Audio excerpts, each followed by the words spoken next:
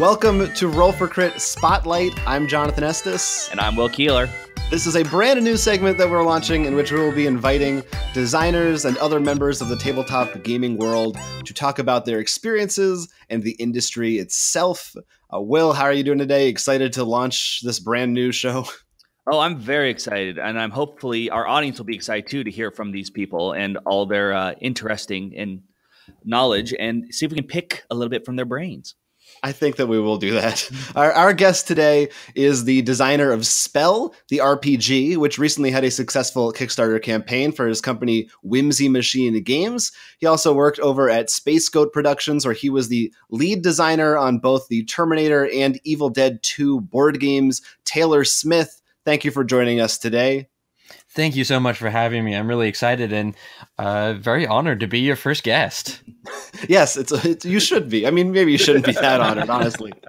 It's not that big of an honor, but we're very grateful that you're here. I think it's going to be really interesting to talk to you. I think you have some unique positions in the industry in a lot of different ways. To start things off, could you just talk a little bit about your history with games and how you got interested in game design originally? So the story, I mean, it's probably one of those things that most creators will say that I can trace it back to being a very, very young kiddo. And I would draw what I would call mazes, which were really like 2D platformer games that I would draw out on pieces of paper and have my siblings play. And then like on the playground, I would play with the other kids, what we called the stick game, where we would take a little piece of bark and we would control that bark as it climbs on the playground and crosses the vast expanses. And I would tell the story of this little bark chip being their character. But that's all stuff that I did before I was really cognizant of, gaming and role play and what those sort of things were.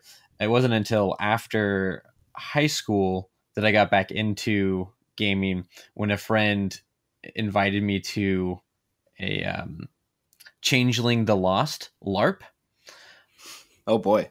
Yeah. And I had a brief stint for in a werewolf. No, what is the other one? Vampire Mafia? the Masquerade.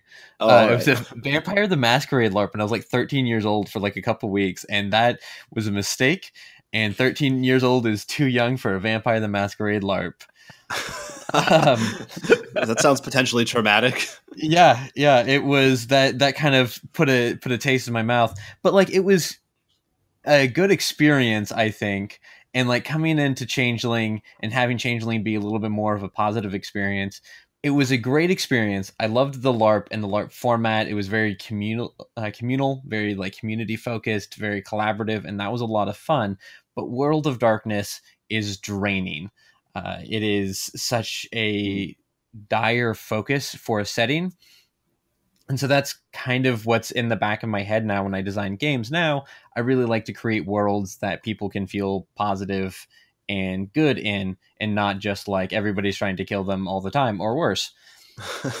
That's nice. Yeah, but through World of Darkness, I do feel like those systems really invite custom content in terms of how they like build out their categories and how they build out their powers. They really invites like, come up with your own stuff.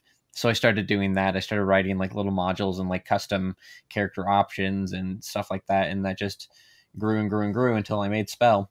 Yeah, I mean, I love. Yeah, go ahead, Will. I was going to say, I mean, as soon as you're talking, I can already hear Spell coming out. That idea of where it's not just okay, I'm just going to take my sword out and whack at something. You have a bit more creativity with your words, so to speak. Yes.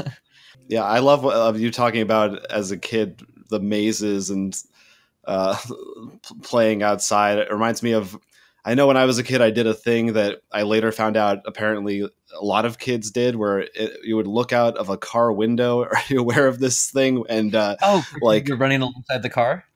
Yeah, exactly. Oh, like yes. you'd look at all the stuff along the road and pretend there's a little guy like jumping and running and platforming. Yeah. No, that's definitely one of those stories that, as I brought up, you realize is a much more universal experience, which is funny because like I never talked about that with other kids. Right. So it's just like nobody told me about it. So yeah, it's just one of those kind of universal experiences that we like to imagine and project ourselves. No, Yeah, it is really weird because I've had a couple of those because I used to live in California. I moved over to New Jersey. And talking with Jonathan, who I met in New Jersey, and be like, "Oh, I did this stuff as a kid." And Jonathan and our other friends would be like, "Yeah, we did that over here." And I'd be like, "What?" It's a small world. Mhm. But you talked a lot yeah. about like LARPing impacting a lot of your games. But is there any like RPG or game that really hit you and just like, oh my god, I love these elements. I want to bring this in. Yeah, so I first kind of like came into tabletop gaming through that perspective, aside from like a brief stint on a virtual battle school. It was like an Ender's Game text roleplay game that I played online for like a little bit, but again, I was too young to really appreciate that we were telling a collaborative story, and I just wanted to have a cool character in space. So I wasn't the best role player at the time. But yeah, I definitely LARPed for a couple of years before I actually sat down at a table and played a game in a group in that format.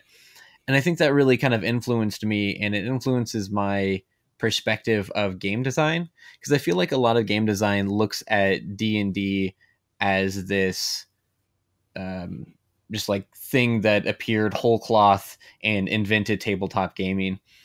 And though it was like highly influential, it is really interesting when you look at like the history of LARP and like parlor LARPs and even like fantasy role play and those sort of elements of just collaborative storytelling, which actually predates like Dungeons and Dragons by like almost a century, and like was very active at the time.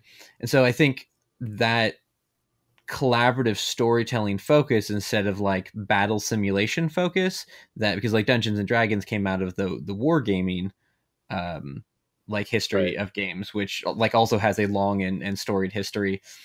But yeah, Dungeons and Dragons is kind of like a slow evolution out of wargaming, which is about like battle simulation and like being an adventure simulator instead of like a collaborative story all the time. And I think both genres have changed and learned from each other a whole lot until they like blended into one. But the first time that I sat down at a table and played a game was Monsters and Other Childish Things, which I still count as one of my favorite systems. And that's by ARKHAM. And it's such an awesome game because you play as a kid who has an imaginary friend who is a monster, and you have like partial control over your monster, and then the GM also partially controls your monster. So your monster goes off and does its own things, but you can also tell it to do stuff. And it's one of those highly imaginative games. Your monster has powers that you just make up. And if it fits the theme, it works. So it's a very imaginative game. It's a very kind of lightweight game. And then with that same gaming group, we did an alternating game of Burning Wheel by Luke Crane. And Burning Wheel is pretty much the opposite. Burning Wheel is such a heavy, crunchy game where like you fill out a 2-page worksheet in order to populate your 2-page character sheet.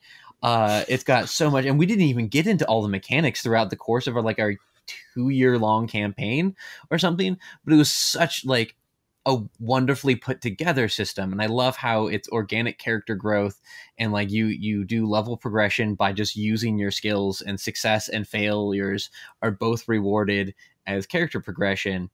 And it's it was such a deep and rich world that having those two games, like Monsters and Other Childish Things on one end and Burning Wheel on the other, but having them be like united in those things, really kind of taught me like the awesome variation of what role-playing games can be.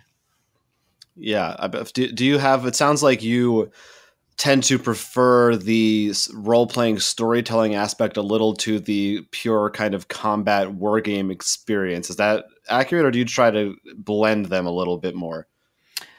I like the blends. To be honest, I'm bad at rules. Like, even when I'm running my own games, I'll have to like look at the rules and like, what is it again? Because like I'm just bad at that memory retention. So like whenever I play Dungeons and Dragons, which I've actually really been digging 5th ed, I don't play spellcasting characters because like I don't remember them. So that's the only thing. But like I do like tactical strategy when I can, when it feels accessible to me. So like Gloomhaven, played that recently, which is like, it's a board game, but it's a board game so heavily inspired by role-playing games. And you have like a deck of cards that your moves, and it's like grid-based tactical combat. And that was a lot of fun. I really, really got into that one. Yeah, we recently we actually recently reviewed it, and one of the things we talked about is it felt like as if you were playing someone's campaign in an RPG. Like it was just being able to have a box that had everything ready to go. We also said some slightly negative things about it in our review that got a lot of controversy because people really love that game. But it's definitely it's a fascinating kind of hybrid of the two worlds for sure. Yeah. And like, I can see like it has negatives by far from perfect. Also, it was a friend's game. So, I don't know how he had the strength of will not to just open everything up. But like, he was absolutely one of those people who's like, I don't know, there's a box of miniatures and I don't know what they look like.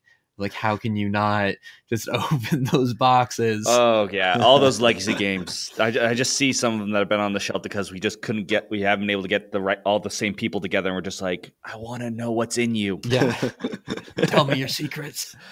So, I mean, we've been talking a lot about role playing games, but as you said earlier, you have worked on some traditional tabletop games. So you've been designing both sides, but do you have a preference towards one or the other, or is it just like whatever you're in the mood for? I think I tend towards roleplay gaming because it's a certain amount of freedom. And because I started game design as a hobby, and that's what felt the most fun and loose when I was designing. Because again, like when I design, it's kind of, I tend towards those more open-ended abstract ones. So less like, I usually call them like micro-representational games. So games that provide you an exhaustive list of your options that you choose from. So like Dungeons and Dragons or like Burning Wheel. Those are games that provide you with a list of all of the different things that you're able to do, and you kind of like pick and choose. So like, I don't really design those kind of games. Spell is more of like, your magic is you rearrange letters to spell the spells that you want to cast, and that's it. So I don't have to think of every single magic spell. So there's a certain amount of freedom there. But working on board games is a different kind of fun because you have that structure. It's not just kind of like playing around and free writing. You have structure and restrictions, which I do well with. I just am not good at enforcing them on myself. But yeah, so I had done a couple of like game challenges. Those like, you have 2 weeks here, a couple of components. Here's a theme. So like Game Chef or other design challenges online. So like, I had some experience with that, but Evil Dead 2 was my first big foray into a game, especially of that magnitude. I think it ended up with like over 300 cards that were like event and item cards. There's like 50 miniatures and 12 expansions, like mini expansions. That's a lot. Yeah. Did you take the lead on all of those?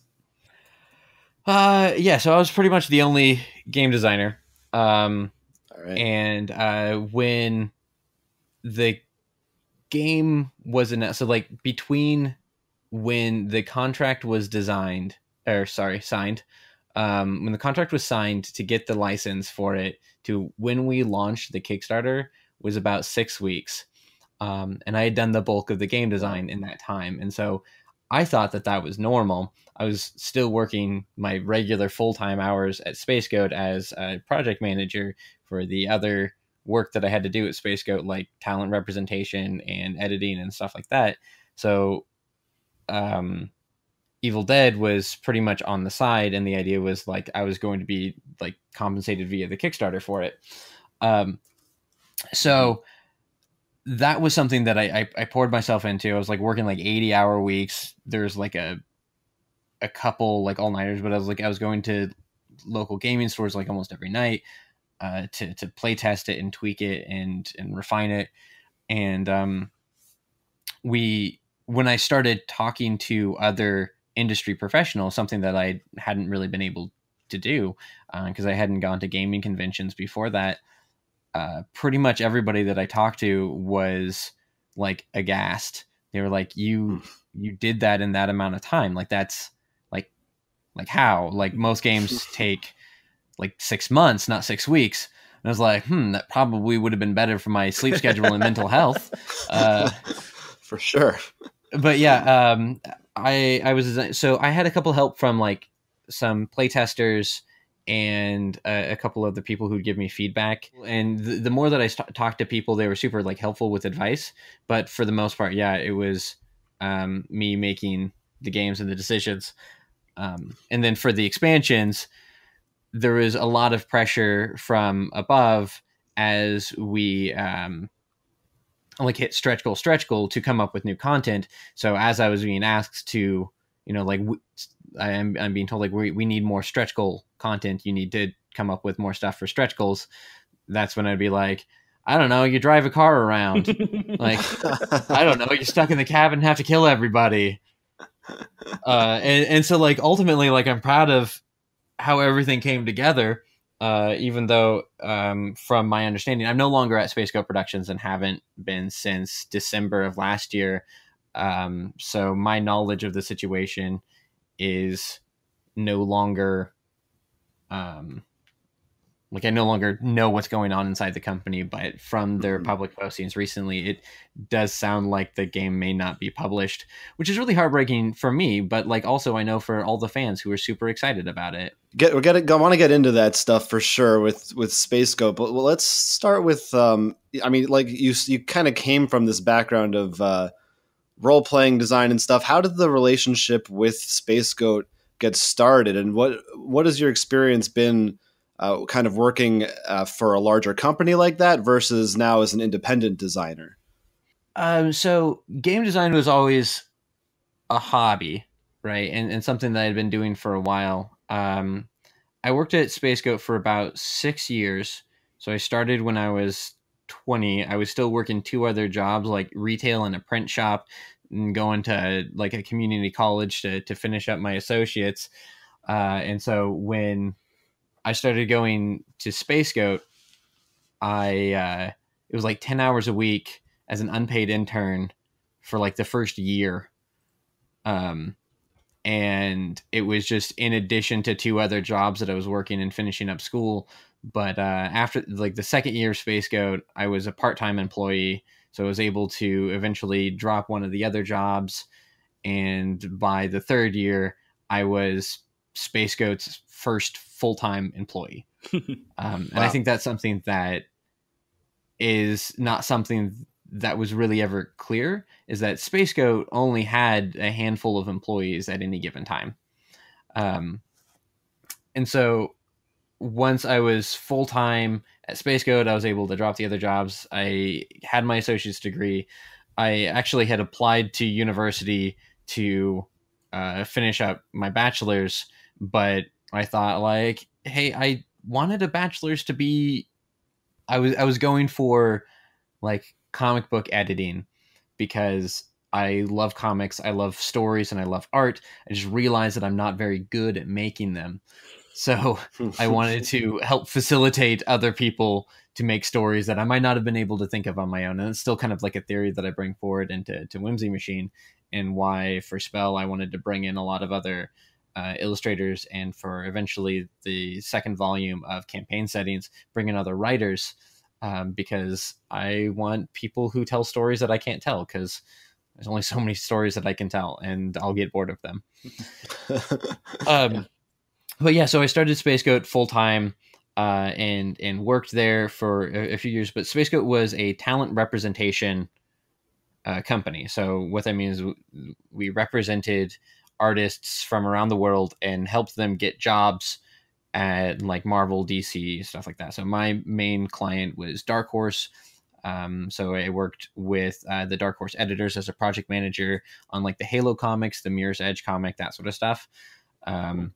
And after a couple of years of that, Space Goat decided to move into publishing their own stuff instead of just working for other companies. So we started getting into publishing, And one of the first books that we published was the Evil Dead 2 comics. Space Coast picked up the license for Evil Dead 2, and which is different from Army of Darkness, which is always something that gets brought up. The entire Evil Dead franchise is cut and divided in such weird licensing ways. And so I had worked on that for a while, and I think around the time, which was like summer, fall of 2016, it was when the Evil Dead 2 board game launched. There were a couple of other, I think Cryptozoic was doing like the Ghostbusters game and the Teenage Mutant Ninja Turtles stuff. There's a lot of those bigger licensed games that were coming out from companies that also had experience publishing. I think IDW was getting involved in some of that stuff. And so we were just like looking at that, and I don't know how the conversation went, but it essentially came up with like, yeah, I design games for fun. And it was like we had the license, and it all just kind of fit together. So we made it work. Sure. Well, at the time. Yeah. Well, I mean, you alluded to it earlier, but yeah, there's been definitely some backlash. It seems like these games may not ever be released. And I mean, I imagine that has to be pretty frustrating for you, who, even if it was just 6 weeks, I'm sure it was a backbreaking 6 weeks that you put some love into these games. I mean, do you still have hope that maybe these will get out there in some way? Are you really disappointed by it? Yeah. So I do want to say it was 6 weeks between license and launch. Things did not get easier once the Kickstarter started. Right. Yeah, once the Kickstarter started and we were making our own graphics in-house, and like the infamous first gameplay video, when we're like, we need a gameplay video, and I was like, okay, I'll get a free trial of like Adobe Premiere and teach myself video editing and film this in a day and then get it posted tomorrow in time for like a dev chat. I didn't sleep that weekend. That was just like 48 hours of nonstop being awake, and then I did a Q&A. So and then from there, of course, it was putting all the assets together. It was working with, fortunately, Dave Yukovich was the fantastic artist that I worked with, and he made my life so much easier. He made like the board art and a lot of the art elements. We also worked with him on Terminator.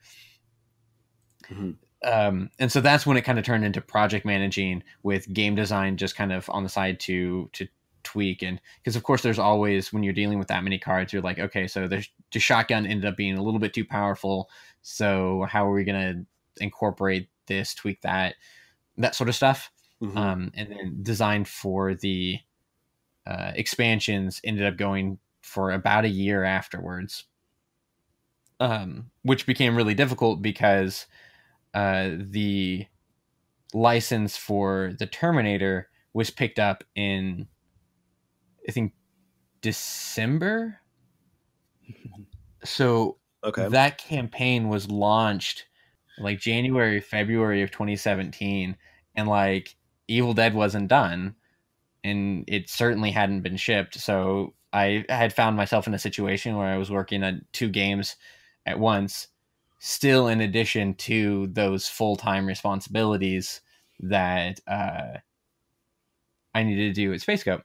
And so that's when Lynn Vander became involved. But we don't have to go into all of that right now, because you had asked a question about whether I thought the game was...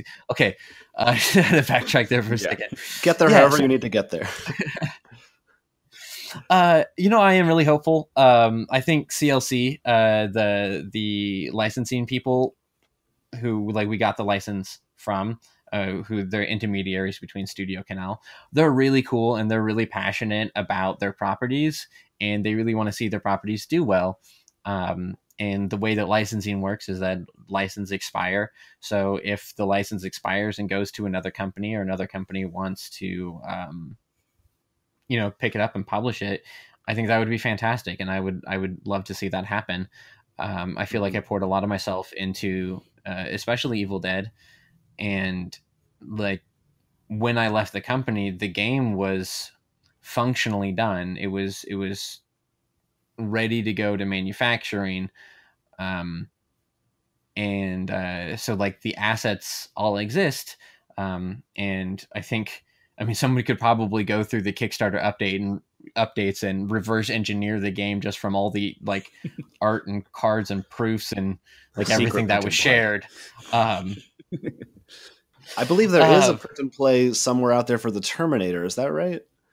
There's definitely print and plays for both floating around. I don't know if they're still available. Every now and then, like I still get backers hitting me up like on Facebook or whatever. I did get one backer who, and I don't blame people for doing this because like I was a pretty open voice, but like one guy was like, "Did you know that fraud was being committed?" And I was like, "Whoa, dude, you're coming in hot. Let's talk about stuff." It's an aggressive way to start a conversation. Yeah, like, hello, thank you for reaching out to me. There were print and plays for both floating around at various points in time, but I don't think either of them are still available or still hosted anywhere. But backers might have them. Okay. Speaking of like, we're talking about these two games, but they both went through Kickstarter as well as your Spell RPG, which was very successful, and it's coming soon, if not already, to the backers. Mm-hmm. How do you view the platform? Is it do you still view it very well? Is it more of an issue now? Like, what are your thoughts on Kickstarter?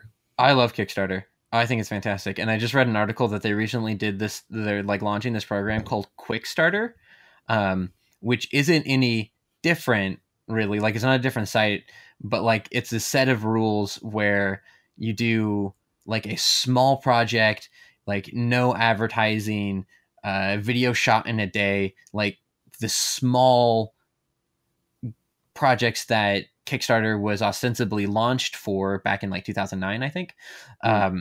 And there's like a Kickstarter creator, I don't remember his name, but he started doing these and he made his own rules of like what a Quickstarter was. And Kickstarter like saw that he was doing this and was like, oh, that's super neat. So they built their own like landing page for it. So I think Kickstarter really has that in mind, especially with things like their Make 100 project. And that's something that I took advantage of with my Spell the RPG Kickstarter. It was a Make 100 project because there's also these 100 laser engraved wood boxes and tile sets that I made to go with it and dice. Right. And I was only making 100 of those, so it was kind of this small boutique project. And I think that there's a lot of really goodwill still on Kickstarter. The bar has been raised so high, and so it is really disappointing when you see people who have like genuinely good ideas and good products, but maybe don't know how to build out the campaign page, or they don't know how to, market it, and that sort of thing. And that's actually the story of Spell. The successful Spell the RPG Kickstarter was my second Spell the RPG Kickstarter. Back in 2015, I launched a Kickstarter for it, having no idea what to do, being very self-conscious, and I didn't want to tell anybody about it because like I don't want to ask people for money. And it made about half of its $5,000 goal. It got a lot of publicity, which was really cool, in a very small way. And the YouTube show Thrilling Intent, which is still going on, it's a very cool actual play, like half animated series. They had done a live stream for Spell, and like their fan base really loved it. And that's when I released the beta PDF. So Spell the RPG has been playable as a game since like mid 2015. And I was just like selling it for $3 on Gumroad. But like, I definitely recognized the mistakes that I made at the time. Like I didn't really like promote it. I didn't really know what I was doing. And I like, that's why it failed. And so going back to Kickstarter with Spell in January for the Make 100, and knowing and having done the research, it was a lot of fun. It was very rewarding. We ended up being like 600% funded, which was amazing and fantastic. Congratulations. It's a good feeling. Thank you.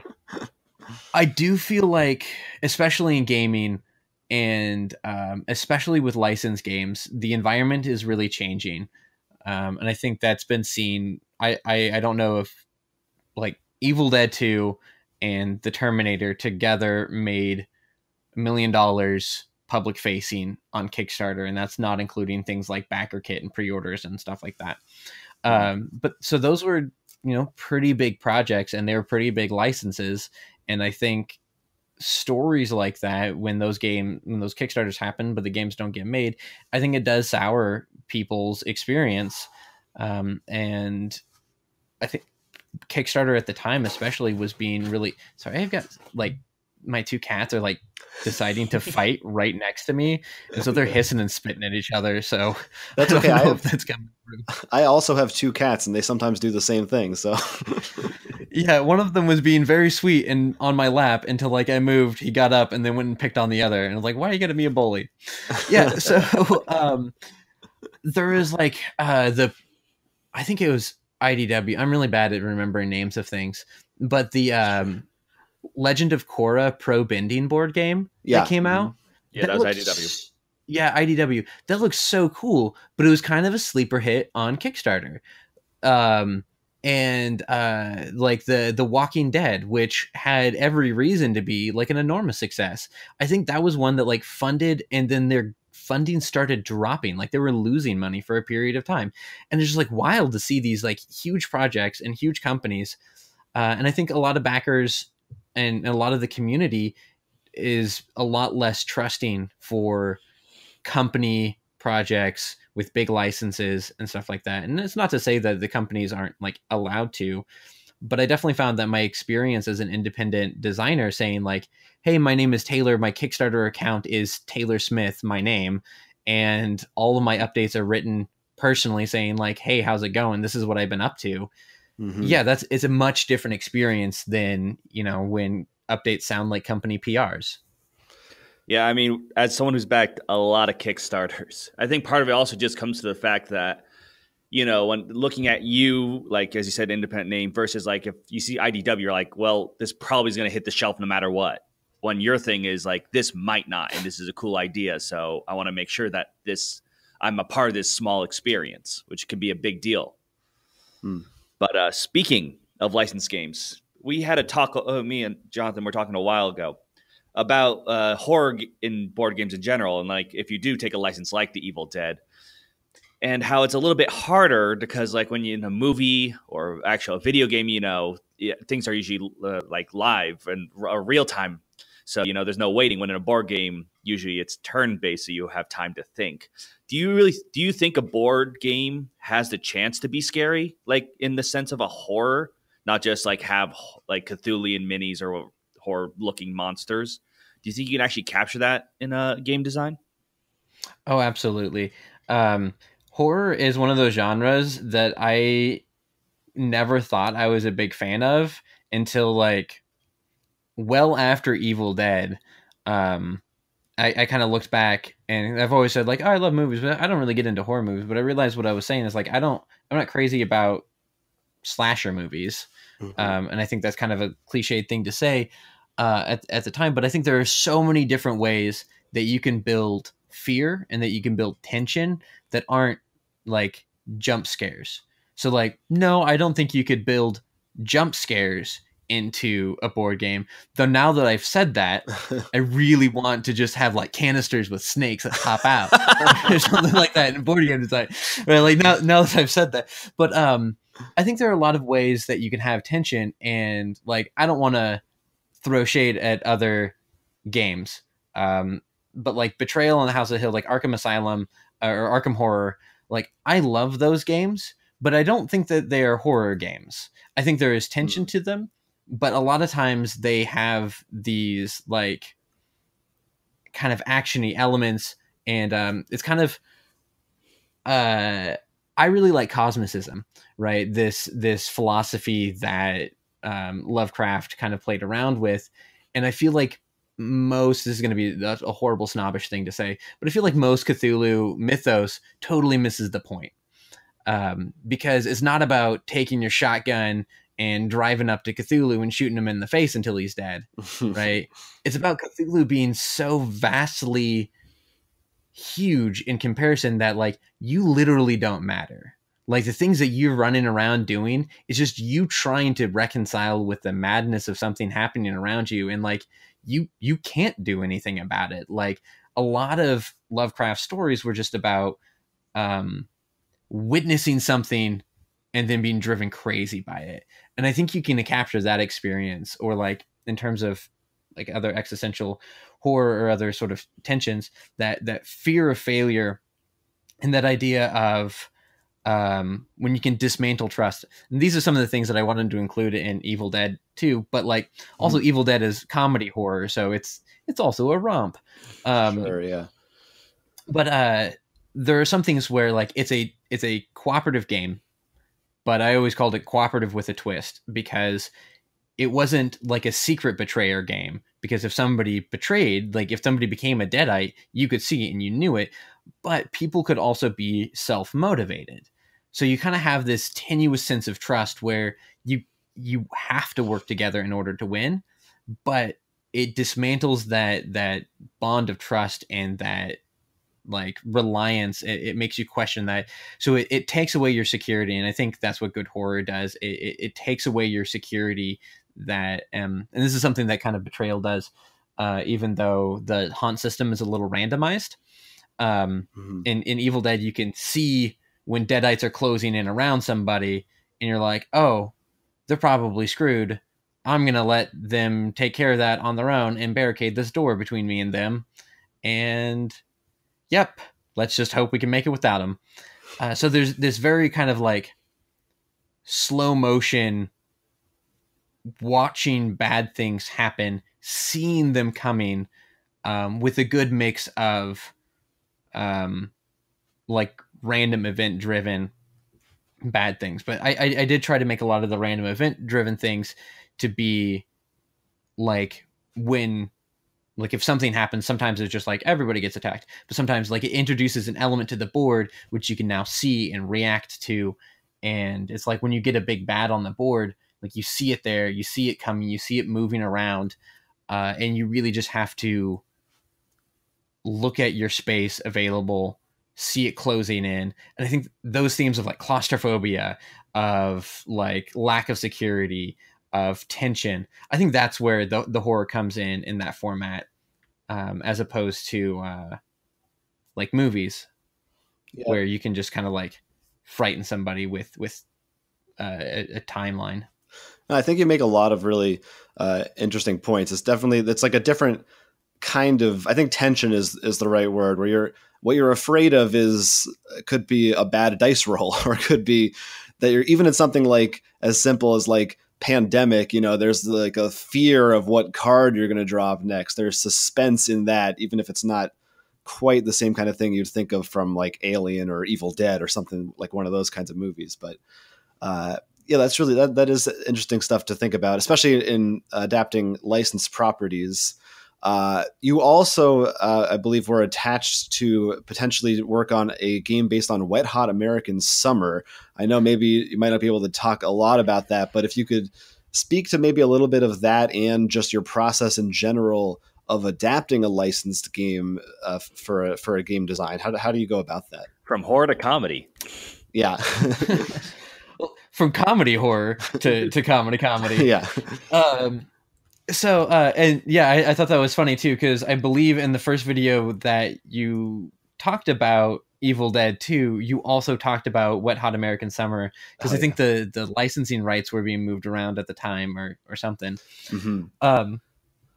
But for adapting, and I think roleplay and my approach to tabletop role-playing games influences this, where I like to go and build from the theme up.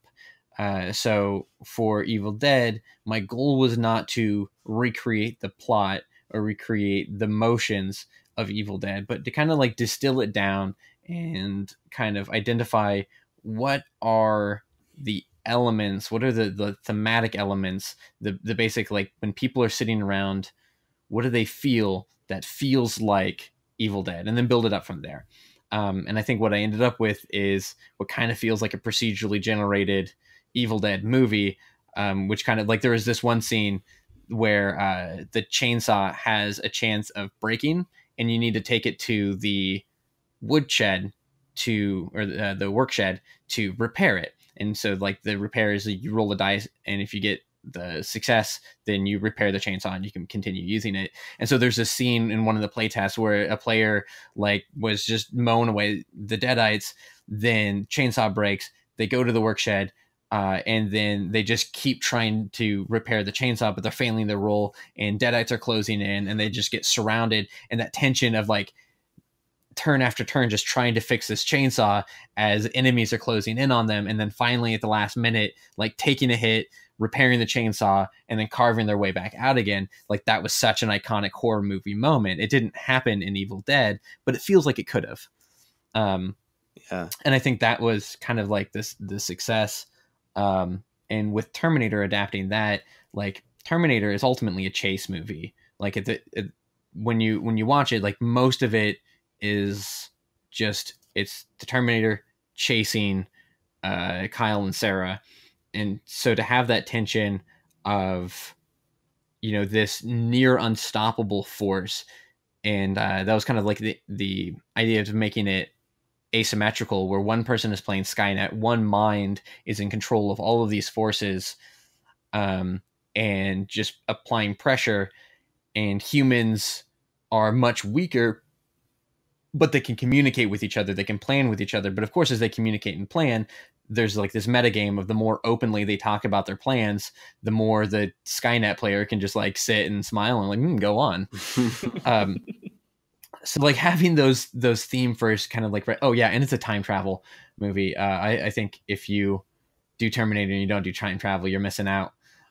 Sure. And so that's where the Terminator 2 boards at once. There's a 2029, 1984. I'm getting sad just thinking about it again. Oh, no. Where like you do things in the 80s and it changes the board in 2029 in real time, because like you should change the past, the future effects too.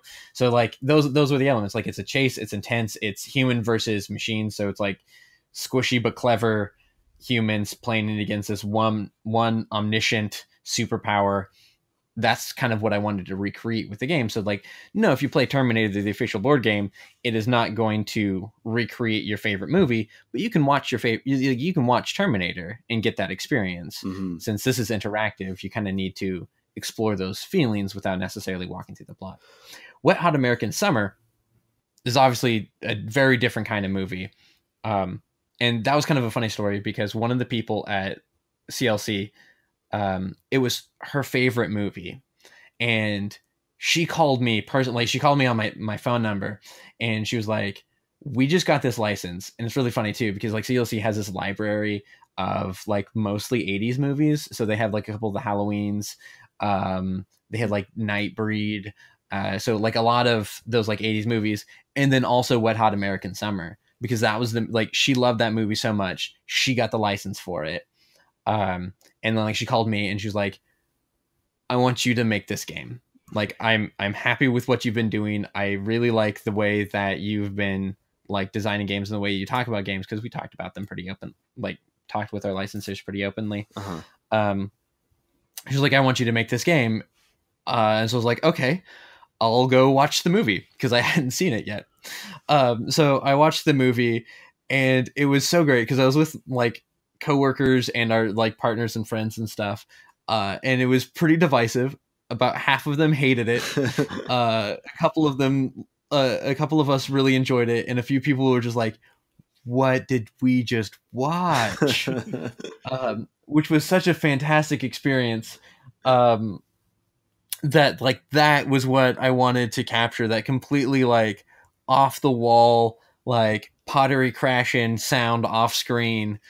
And so the way that it worked, oh gosh, it's been a minute.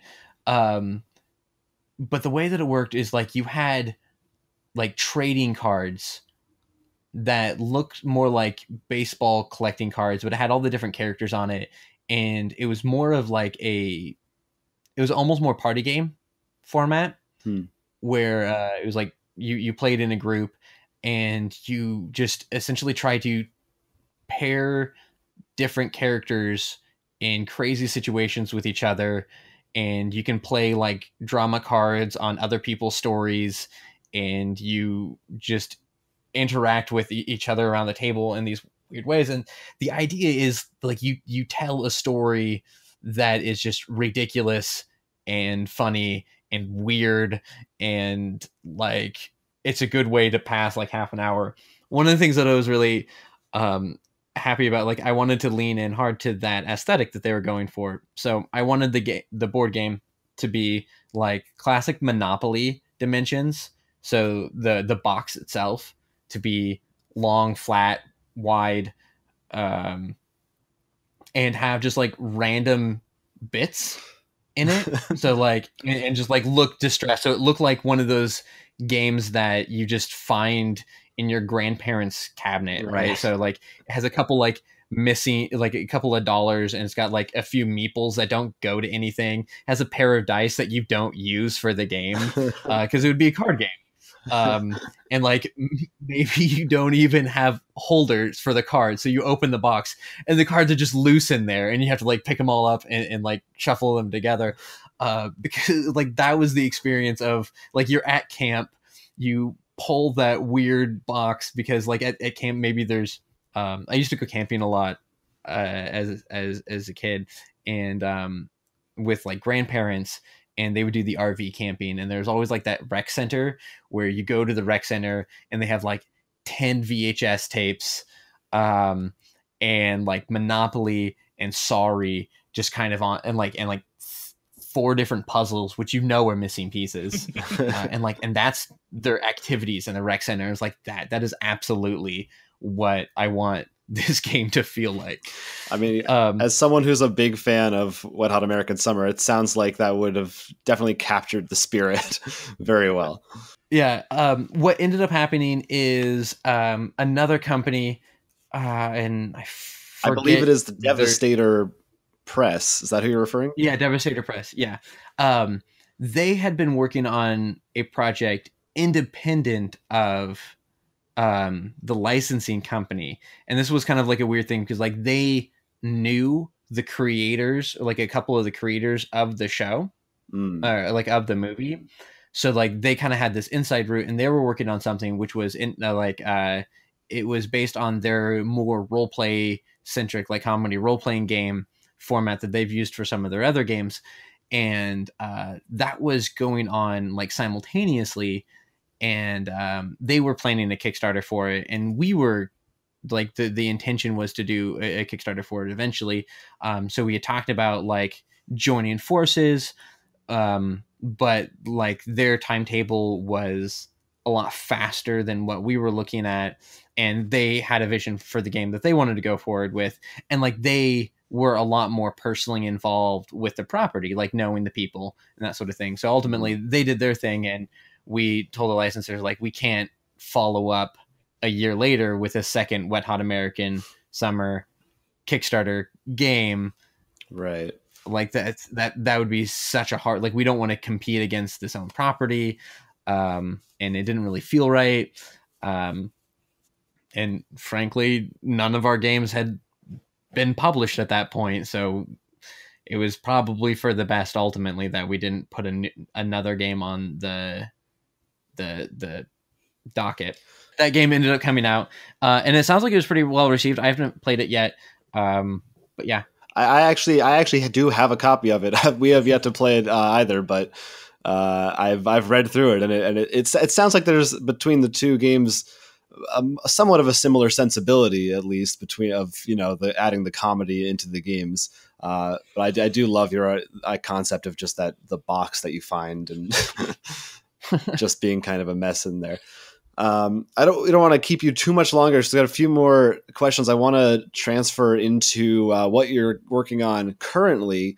I know we've been talking about Kickstarter a lot, and one of their new services they're rolling out is called Drip, which you're kind of an early adopter of. Could you talk to us a little bit about that? Explain what it is and how that benefits you, how you think it might benefit other designers in the future as well.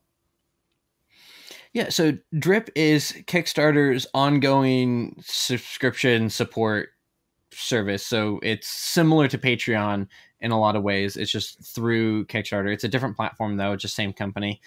And it's been really cool for me to allow ongoing game development So Spell was really awesome on Kickstarter, and I was able to get that game out there. And Drip has helped me make like smaller games, ongoing games, and eventually like more supplements for Spell, and just allows me to have a reliable income as like a game designer on an ongoing basis, and not just a per project basis. It's so like my URL is d.rip/Whimsy Machine.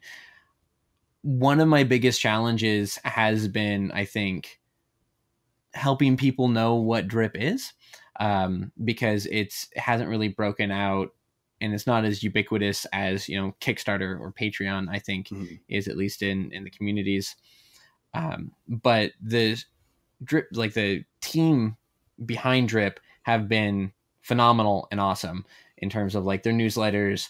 Whenever I post an update on my Drip, like it's clear that they read it, they paraphrase it, and they like tweet, like they create their own tweets, tag me in it, and talk about it. And so it's really cool to feel included and feel supported by the company. I think it's just a matter of growing awareness for the platform. Yeah, I mean, when I first saw Whimsy and I saw Drip, I'm like, is this a new RPG?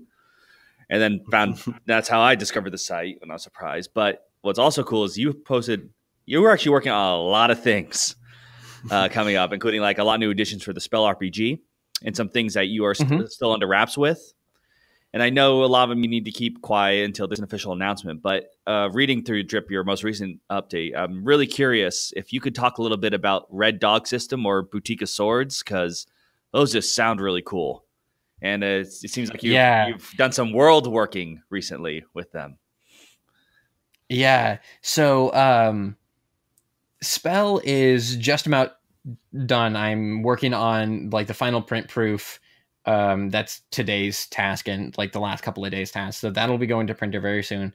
And the digital copies will go out when the printer copies go out. There's Spellbook Volume 2 that is pretty much all written. And that's the second compilation of stories. Spellbook Volume 1 is already done and ready to print. So those are all like the Spell stories, and I have plenty that I still want to do for Spell. I love the system. There are a couple of random small games, like a Powered by the Apocalypse mermaid game that I worked way too hard on. I wasn't supposed to. I just wanted to make Honey Heist. I wanted to make Honey Heist, but with mermaids, and I made like a 3,000 word Powered by the Apocalypse system, and it is still far too small. There's so much I want to do with it that like I had to pull back and then be like, no, this isn't my commitment right now. So the alpha is available for free, I think. If somebody wants to play a mermaid powered by the apocalypse, probably 1/3 of a game, it's playable. It's just, yeah. So Red Dog System is it is a generic system that is meant to, that like I am simultaneously building two settings for. One of them is on hold. So it's called Red Dog because I have this encyclopedia of card games, and Red Dog Poker is a type of gambling game where you have like a hand of cards, and it's a very simple mechanic where you just bet on whether or not you think that your cards are going to be higher than the next card that is revealed from the top of the deck. So like I have a hand of 3 cards, and the dealer is going to reveal one card, and like the round of betting before that is determining whether one of my cards matches the suit and is higher than the card that gets revealed. So it's a very, very simple gambling game. And so the Red Dog system uses this gambling system where you invest in your scenes. And it essentially uses these poker-inspired gambling mechanics to gauge your character's investment in a scene and how like committed they are to doing it. So like when you take actions, when you become more involved with the scene, you're upping the stakes, you're becoming more invested, and then when the final reveal is made, it either pays off or it doesn't. So the abilities that you do no matter what. You don't have to roll for them. And some of the part of the goal is to keep the like randomness, like card draws or dice rolls, like out of the scenes, and they kind of bookend a scene. So a scene itself can be narratively driven by the abilities that your character has. When it's revealed, you either get the payout and everybody's like investments, it comes back if you match, or it doesn't. But the cool thing is if you get the payout, you get influence, which is like a currency that you can spend to like improve your character's like wealth or status, or you get things, right? Or if you lose the payout, you get experience, which you use to grow your character like foundationally, like substantially. And so this was just a system that was inspired by, you know, like gambling mechanics. I wanted mechanics that were still like heavy and crunchy, but allowed for a steady flow of narrative, and then kind of like saves the crunch for like key reveal moments. Yeah. And so there's that. And the setting, there are two settings that I'm kind of working on. One is sci-fi, like space exploration-y, and the other is vampires, because the world needs more vampires. I think so. But that is something that I'm working with in conjunction with Dave Yukovich, who is the artist that I worked together with on Evil Dead and Terminator and The Howling and a couple of other projects too. We've been in touch, and he's a fantastic guy and an awesome artist. And he's been doing comics for a long time, but games are where his passion lies. So this is kind of like a passion project for both of us. It's been a lot of fun. Awesome. And Bouquet of Swords is kind of an amusing story for me. And this is an anecdote that I've shared before, and is also not technically publicly visible on Twitter. So the artist Kate Sheridan, who I follow on Twitter, tweeted around Valentine's Day, I will only accept solicitations of romance in the form of swords, like gifts of swords. And I thought that was hilarious. And then like one of her mutuals, Emily Cheeseman, responded with tired bouquet of flowers, wired bouquet of swords. And I just loved that. At the time, I was doing a couple of small, like under 1,000-word games inspired by some of the artists that I followed, as kind of like my way of doing fan art. Like I don't make art, but I make games. So I was making like these fan games that were inspired. So I have a solo RPG called Found Parts, which is like body horror, which is inspired by the illustrations and comics of S.J. Miller. I did one called In Space / Love, which is about like floating through space and just kind of being lost, but seeing beautiful space around you. Inspired by Kiki Hughes, who does a lot of like really beautiful warm palettes and does some space stuff. So at the time I was kind of creating these artist inspired ones. So I wanted to create this small little game that was called A Bouquet of Swords, which was about playing as a sword. Like it's a role-playing game where it's a sword-playing game where you play as a sword, and your wielders throughout history are like equipment to you, because like you're timeless, you're a sword. So you kind of get like wielded throughout, but like you have this magical will, like Excalibur or whatever, that your will is what guides the story and the narrative. And as I sometimes do, I put a little bit too much effort into it, and that's then like the spell Kickstarter started like picking up a lot more. So I was like, shoot, I gotta back burner this. So I had like a outline skeleton for a system. I tweeted at them both being like, or like I quote retweeted that was like, Bouquet of Swords, I love it. I have like half an RPG written where you play as swords. This is so cool. And they are both avid gamers, and they both love swords and stuff like that. So they both responded like, absolutely, this is amazing, let's make it. So there's been like background conversations, like nothing's official. We haven't like signed any contracts or anything like that. But I've been working on more of the design, because that's something that I can do. And so like in the update, I didn't necessarily want to speak for their involvement, and I didn't want to speak for Dave Yukovich's involvement at these early kind of stages. But in terms of the games themselves, they're stuff that I've been pouring myself into and working on. And so like Bouquet of Swords, you play as a sword throughout like history as you become more like primordially connected, because your true battle is with the gods, whose like nonsense is causing drama in the mortal world. And you have wielders, and as your wielders like die, you collect their souls and you might become cursed and stuff like that. So it's a really cool game. And I think it's a neat high concept of like, you play as a sword and wielders are like your equipment. I mean, that's fascinating. There certainly is not a game that exists, I don't think, that is like that. No, that sounds hilarious. I just imagine people going like, oh, I just got a paladin, but he only has +1 intelligence. Right. Yeah, exactly. Yeah, and that's exactly how that works. I really hope I don't end up like Excalibur from what was the cartoon show? Soul Eater? Yeah, that just becomes so annoying that no one wants to wield. But you actually spoke of also those. I think they're you have like a section on your site, one's called Machine, like free RPGs. Like I think it's the ones you mentioned, this Drifting in Space, and the other one that sounded really cool. But you also have something called Surfing the Internet. I was wondering if you could. Oh, did you listen to that? Yeah. Yeah, I was wondering if you could talk a little about that. Thanks for poking around.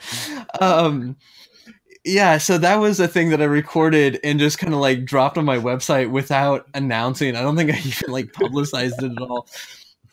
So I like recording stuff, and I think it's fun. And I think like all people, at least in my approximate generation age group, and like constantly going through like, if I had a podcast, what would I do about it? Or like, I could do this as a podcast.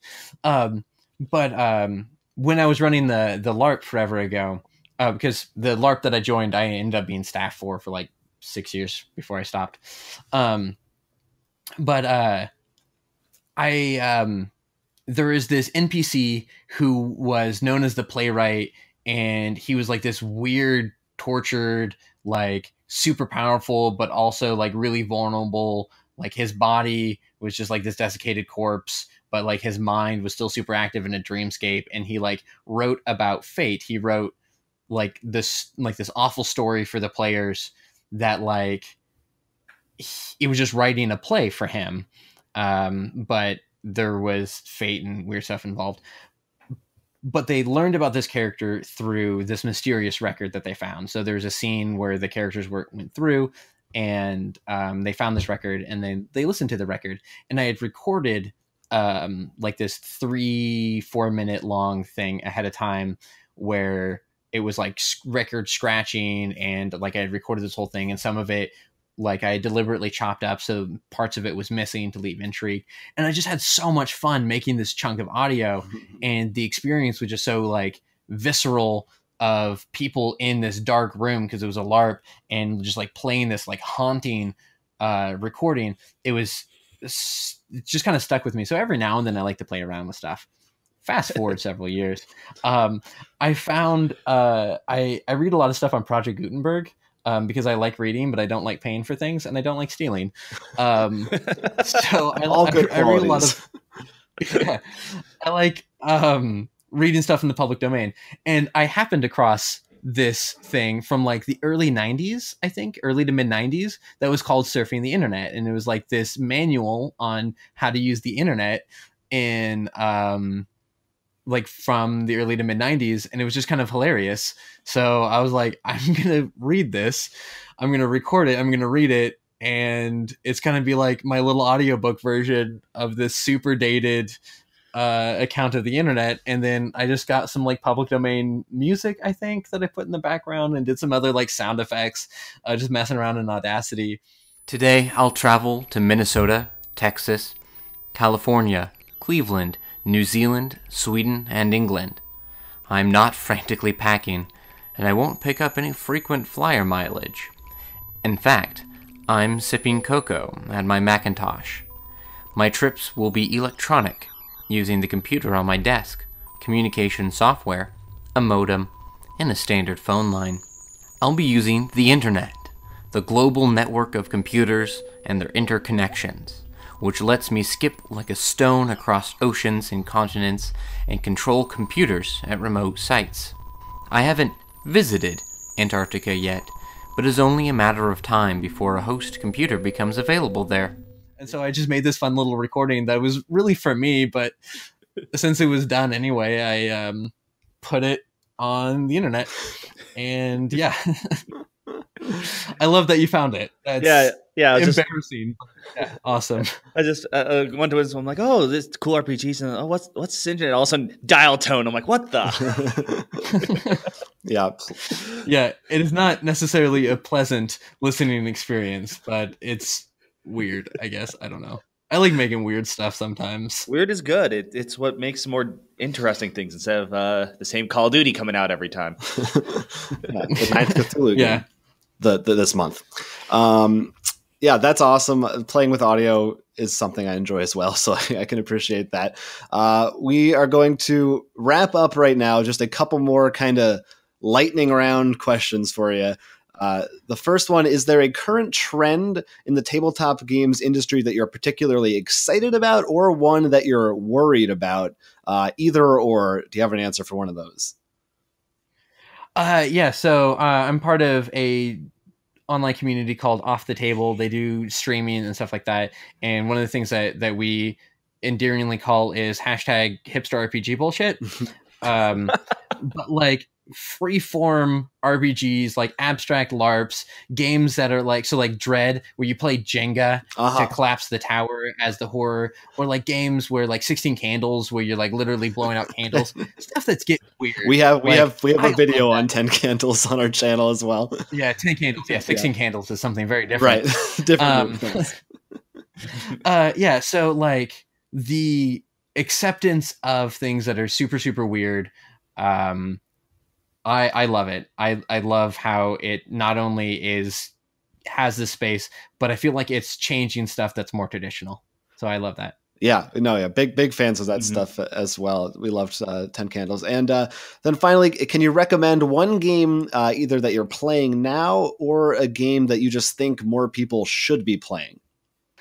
Oh, wow. Okay. The only campaign that I'm actively playing in, and I say active because we still meet once every couple months, is Mouse Guard.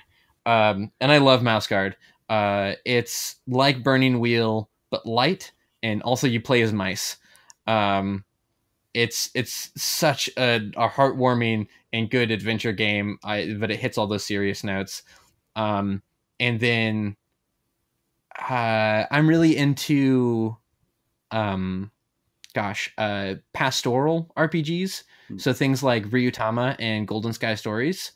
These are games that they're traditionally Japanese, so they're kind of like being translated and brought over, but they're pastoral because they generally describe like adventures where you roam and you help people. So like the main mechanics are you helping other people with their problems. So it's less about like help the farmer by killing the wolves that like do that, just a bit help them plant stuff. So they're very like warm, friendly, heartwarming stuff like that. And it's like, I've made some horror games. Like Found Parts is a like you literally lose pieces of yourself as you go through this horror experience. And like I will always love like body horror and awful stuff like that, but I really do love heartwarming and positive media that makes people feel good. And so Ryutama, Golden Sky Stories, and those kind of pastoral school of RPGs, super into it. Cool. All right. Great. Good recommendations. So you want people to maybe lose some limbs, but be happy about it. Yes. Well, Taylor, you like warm, friendly, heartwarming games, and I think that you are a warm, friendly, heartwarming person, and I appreciate you coming on the show today. Before we go, where can people follow you online and find more of your stuff? I am very active on Twitter, at Taylor, TAYLOR _CS. That's my personal Twitter. If you just want to know about Whimsy Machine stuff, at Whimsy Machine retweets the important stuff from at Taylor _CS. I'm also on Drip at d.rip/Whimsy Machine. That's where updates. There's now a free tier, so you can back and get like the updates and kind of like see a little bit of the behind the scenes stuff and just follow along. And then there's a couple of other stuff that gets you like playtesting stuff, private Discord server, For example, when I was working on the Mermaid game, I was in the Discord server asking people about questions and like what they wanted to see and that sort of stuff. So if you're into that sort of thing and you want to be involved in the game making process, that's going on in Drip. I do have a website. As I'm sure you saw, I'm not good at making websites. I like making games. It's like been under construction for a year, but that is whimsymachine.media. There are links that will get you to better places to follow me. All right, definitely check all that stuff out. Definitely support that Drip if this sounds like something you're interested in, if you're listening or watching. You can find us, of course, youtube.com/rollforcrit. Please subscribe, or just go to rollforcrit.com and keep up for more of these kinds of special episodes in the future. Hopefully at some point we'll have you back, Taylor, for our retrospective anniversary episode someday as our first guest. That would be fantastic. I would love that. Thank you so much for having me. This was a ton of fun. I think in the email you said 30 to 60 minutes, and I am a long-winded rambler, so that's good. That's fine. As long as you're okay with it, we're okay with it. All good stuff. Yeah, absolutely. All right. Well, thanks everybody for listening. Till next time, I'm Jonathan Estes, and I'm Will Keeler. Yeah, and this has been... Oh, he's going to say it. I thought I might take us home. But yeah, this has been our first Roll for Crit Spotlight. Don't forget to like and subscribe for more awesome board game content from Roll for Crit. And please leave a comment. We're lonely.